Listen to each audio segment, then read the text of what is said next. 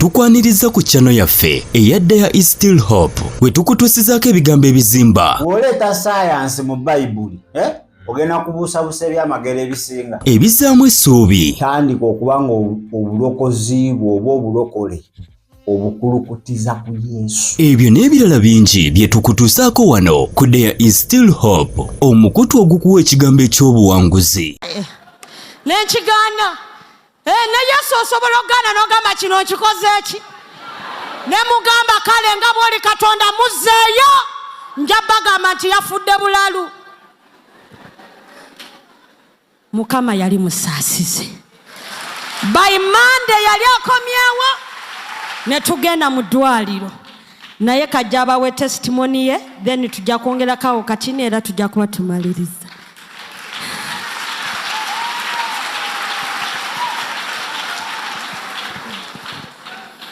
Mukama yeebazibwe. Amannya agange nze Musoke Cyprian ng'omusumba Sindi bw'abagambye. Nange nno ndi wansi wa busumba wa buweereza bwa Pastor Sindi era ye musumba wange. Bwe tubeera awaka mbeera mwami, bwe tugenda ku kanisa ye musumba wange. Kati nze kyenzijukira nga mazo nfudde, kati wano we bagambiranga nti musabe Katonda akomyewo omwoyo gwe, nze we neerabiranga nva mubiri gwange, nenva mubiri. Kati bwe nava bwe nti mubiri ngenda okufuluma bwe nti mubiri bwe nti mu nnyumba, natuukira mu kintu kyalinga ggaali ya mukka. Mulaba zino eggaali zino ez'omu firimu ze bayita tube, mwe natuukira bwe nti bannange ekintu nga kidduka nekinzirusa emisinde. Naye nga bwe twali tugenda nga kinzirusa nga ndaba obulamu bwange okuva we nanywera ebiragalalagala, nendaba we nasomera, paka we natuukira mu kyalo gye nzaalibwa ewaffe nga ndi muto. Naye ng'ebintu byamangu nnyo, naye tugenda okutuuka eri nga nkooye. Kati embeera gye nasanga eri gye twatuukira, ng'embeera yonna yonna nnyiivu, nga atmosphere yonna ndaba nkambwe ensalira omusango. Kati ngenda okutunula siraba muntu yenna gwe ndaba, naye ng'olaba atmosphere yonna yonna ekunenya eri mu kukonda eminga.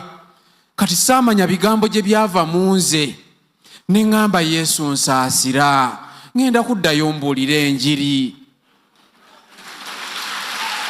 Mukama yeebazibwe. Omanyi bw'oba oli mbuzibu weeyama n'ebintu by'otaakole.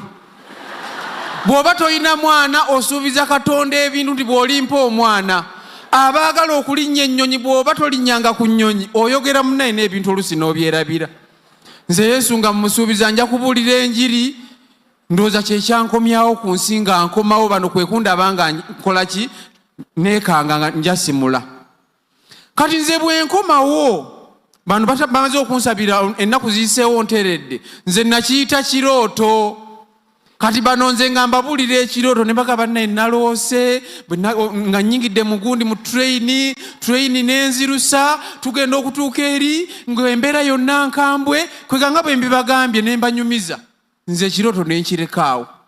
Bwe twamala okutereera tugenze mu ddwaliro batujjanjabye, nze nga nzira ku mirimu gyange. Omanyi njagala nnyo okunoonya ssente, nga nzira mu ssente, nze nga mmanyi ate mu kyaki mpaayo ekimu eky'ekkumi mpaayo, nze nga mmanyi bwe bulamu bwe nnyina okubeeramu.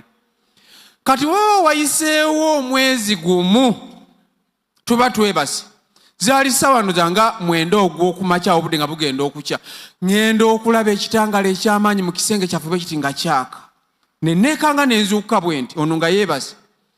Ngenda okulaba Yesu mu nsonda wali mu kisenge. Nampita mu Luganda n'aŋŋamba Musoke, bulijjo oli mulimba, waŋŋamba okomawo okukola ki? Obuulira enjiri. Bannange neekanga natya. Era bwe yamala okwogera ekyo n'abula, n'ekisangala ekyali mu kisenge ne kivaamu, n'enzukusa ono. Ne mugamba Sindi zuukuka. Ne yeekanga n'aŋŋamba kiki? Ne mugamba nange omusajja mulabye. N'aŋŋamba musajja ki? Ne mugamba tuula nkubuulire.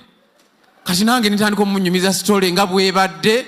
tetwaddamu kwebaka kati ne tutandika okusala amagezi tukoze tutya tusaba nga ne bye tusaba tetubitegeera tutidde naye obudde buba bukya ngenda okuwulira omwoyo ng'ayogera mu nze nti mugende ku Naffa radio mutandike okubuulira enjiri. Naye jjukira mbiseera ebyo ffe tetwali basumba twali tuli bagoberezi ba kkanisa nga obudde bwakya ku makya nga twambala noono nga tugenda mu kibuga ku Naffa. Bwe tutuukayo nga tubuuza omuntu akola ku byagundi bya programs nga batulaga manager. Omwami nga naffe tumubuulira ebirooto nti abalokole batuyita balalu. Nga tumubuulira ebirooto byaffe ebyekiralu nga tutunuulira bwe twamala okwogera. N'atubuuza muli basumba ne tumugamba nedda. Muyina ekkanisa nti nedda. Naga temumanyi nti eno radio ya gavumenti mukolawo ki wano biki bye mumbuulira ebyo. Ne tumugamba ffe Yesu eyatugambye. Kati omwami era omwoyo wa Mukama ono w'amaanyi ndoozanga omwoyo akwata ku mwami. Omwami naga naye ebintu bye mwogera ebyekirokole sibimanyi nnyo ne biringa ebinkutteko. Naye nze kye nnyinza obbayamba bwe mba muyina ssente ngenda bawa programu ekiro bakama bange baba beebase nze nja kufangayo nnyo okulaba nti mbawuliriza. Bwe munaaba ebintu bye mubuulira nga birimu amagezi awo nga mbawa programu entuufu nga tusasula omwezi ogwo nga atuwa programu okuva 8 ogw'ekiro paka 9. Mami twazuukukanga wako okuva 8 ne tuvuga ne tugenda ku Naffa mu studio ntandika okubuulira enjiri. Ne tutandika okubuulira tuba twakabuulirayo gwali myezi 2 weeks 2 lockdown embi ya covid nejja. Ensi awo webalookingira movement zonna teri kutambula naye nze jjukira ekinnyamba nali nkola engeri gye nkola mu kitongole ng'emmotoka yange ne bampa sitiika. Kati mwewe mwabeereranga wakanga temusobola na kutambula ffe nga tuvuga ekiro ekyo Mukama n'atuwa platform Uganda yonna ng'etuwuliriza.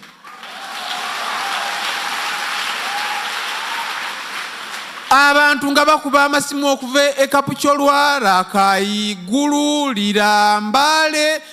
Munanga abantu balina ebizibu twetaaga okusabira abantu. Ng'abantu bakuba amasimu ne tusaba. Kati awo tumala omwaka ogwagwawo ku sita Mukama n'atugamba ne tusobola okuvaayo. Naye ekintu kye nasinga okuyiga mu mbeera yange gye nayitamu kibi nnyo okulimba okweyama ekintu eri Katonda n'otakituukiriza. Ate Katonda teyeerabira era kyova olaba Bayibuli erina weeyogera mu Mubuulizi 5 okutandikira ku lunyiriri olwokuna nti bw'obanga ng'olina obweyamo bw'okoze eri Katonda yanguwanga obutuukiriza obusirusiru bwo bulemu kukusuula mu bubi. Mukama yeebazibwe. Awo we twatandikira paka kati tubuulira enjiri mu linnya erya Mukama waffe Yesu. Era nze okuva olwo nze enjiri gye mbuulira nange gye mbabuulira wano Yesu ly'ekkubo, Yesu ge mazima, Yesu bwe bulamu. Somawo.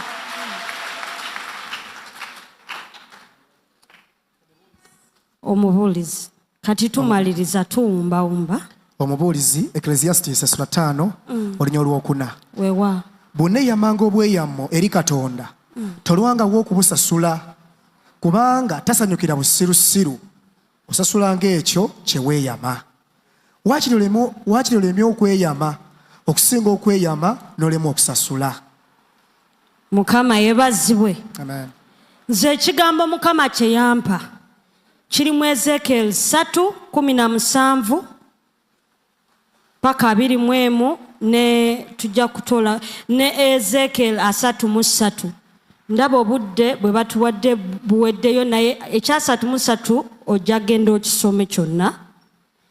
Era awo obweza waffe buli era basinga bamu mutulaba n'ekkondeere ffe tuliwo okujjukiza abantu nti Yesu anaatera okujja. Ezekiel 33 naye Ezekiel 3:17 katukisome paka 21.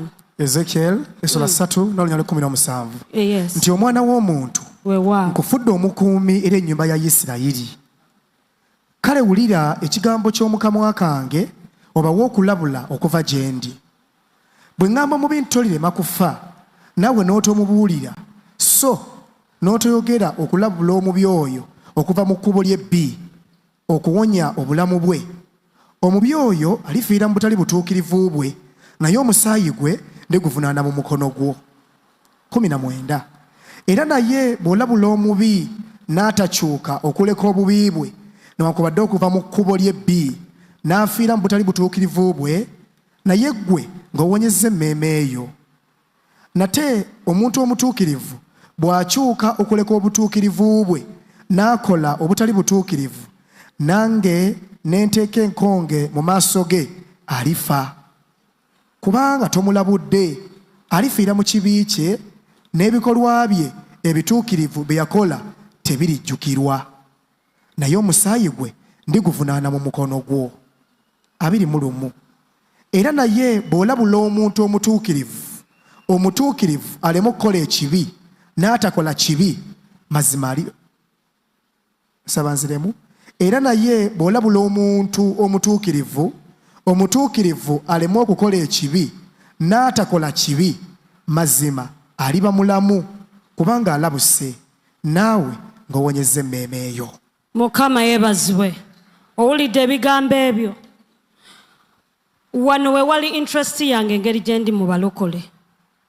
Nze nali mami mmanyi nti once saved always saved. Gwe kasita oyatula ekisa kikola kitya?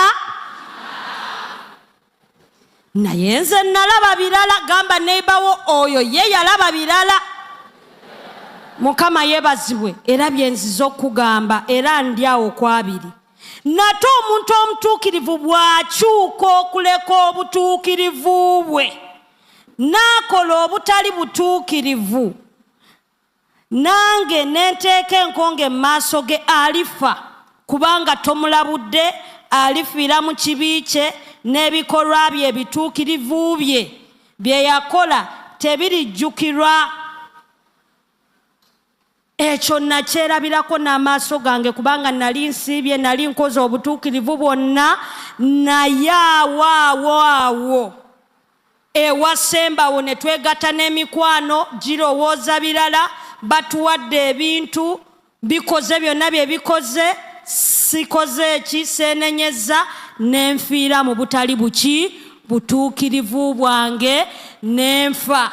Ezekiel 3:3 ye ekyo nnyonnyola bulungi. Oluganda olumu lunsumbuwa. Ezekiel ekinnyonnyola bulungi 3:3 ojja kuddayo ogisome.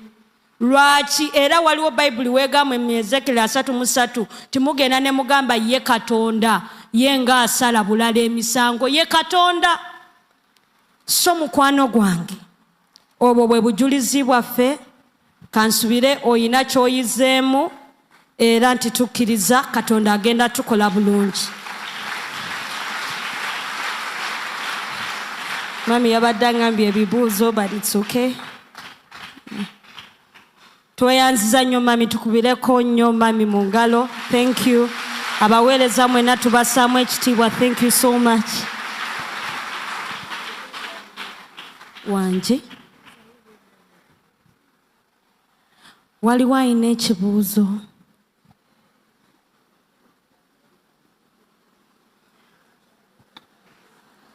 Ayina ekibuuzo ayambuke wano ku madaala.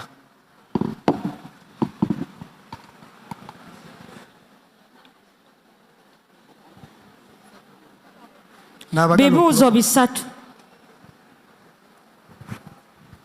Bannange mbuuza aba banywesa obuugi byakkirawa? Twagala tumanye naffe tuleme genda bwe babitunywese. Twagala kumanya kya buugi obwo. Ab'obuugi tebakyali mikwano gyaffe naye gye bali. Tebatunnyonnyolanga, tebatugambanga, naye we batusanga batudduka. We batusanga batudduka, naye Mukama alibagulira akadde ne tutuula wansi we banaaba bakyagadde era ne twongera naffe ne tubabuulira obujulizi buno era nabo ne balokoka basobole okugenda mu ggulu.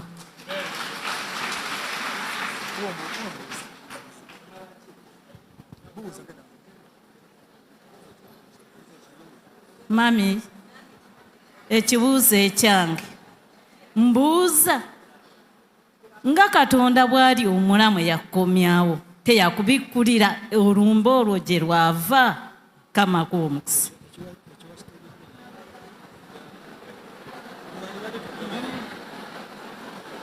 Haleluya. Lindako katini. Olumbe ndoza mutegedde gye lwava. Si weewaawo? Ndoza ekyo ndoza kiri very clear. Mukama yeebazibwe. Nze nange ekibuuzo kyange bano baali mikwano gyammwe naye okubawo obuugi buno ekigendererwa kyabwe ddala kyali kikubanga baali nfanfe omuntu gw'otambudde naye kuva mu mikolo muli mwenna kyali kiddala era abaana ba Katonda tuyinza tutya okwekuuma abantu abali bwe batyo kyekisinza okunkwatako. Kanziremu ekibuuzo kye kiri twetaaga kukibuuza bali kubanga naffe tetumanyi lwaki baatuuka ku sseeryo naye tweyamba tutya omwoyo omutukuvu. Omwoyo omutukuvu kye nayiga mu kintu kino kyonna weesibe ku mwoyo omutukuvu. Galatians 5 ekyo nakyo kyongereko Bagalatiya 5 obulamu bw'obulokozi bw'oba oyagala okutuuka mu ggulu weesibe kwoyo amanye eggulu weesibe kwoyo amanye amazima ye mwoyo mutukuvu alibakulembera mu birungi alibakulembera mu mazima. Mu mazima mulimu emikwano egy'amazima teweesiba ku bantu. Mu mazima mulimu emirimu egy'amazima era omwoyo omutukuvu yasobola okikola. Mwagala omwoyo omutukuvu. Mukama waffe Yesu Kristo yeebazibwe musumba. Nze nakulaba ku Destiny Matters ng'owa testimony eno naye ne nsigaza ekibuuzo kubanga saalina opportunity kubuuza. Watugamba kyotannyonnyodde wano watugamba nti Mukama alina ministry gye yakuwa osabira ebintu ebifudde ne biddamu obulamu n'ogamba ne bwe ziba nkoko nga zifudde mu kiyumba omuntu akubira bukubizi essimu n'osaba obulamu ne buddamu ne bwaba muntu ng'afudde azuukira. Kati mbadde nsaba ombuulire nga bwe nfunye omukisa okulaba ekyo wakifunanga wakava mu ggulu kwegamba ministry eyo ey'okusabira ebifudde ne biddamu obulamu wagifunanga wakafuna encounter n'omwoyo mutukuvu oba kikyagenda mu maaso paka kati? Mukama yeebazibwe. Ekintu ekikulu kyensinga okukkiriza nti lwaki Mukama yampisa mu kino lwe lwa ministry gye nnina era eyali ejja mu ki kyova olaba yayagala nkiyitemu nsobole okuyamba abantu n'okubabuulira kyenkoze eki kyemmanyi kati kye nalaba n'amaaso gange kati oyo obwo obuweereza era bwava mu ekyo bwe omwami Musoke ye yasooka n'abala ne baddirira n'enkoko zaazuukira ebintu Mukama atukozeseza bwe bityo naye nga byonna biva mu kino kye nayitamu. Nawulira mami agamba nti kyoyiseemu kyekikukubira ki ekkubo. Kati nange navayo mu ggulu n'ekyo ekirabo era tukyebaliza Mukama era byonna ebifudde bibeere ebiramu mu linnya lya Yesu.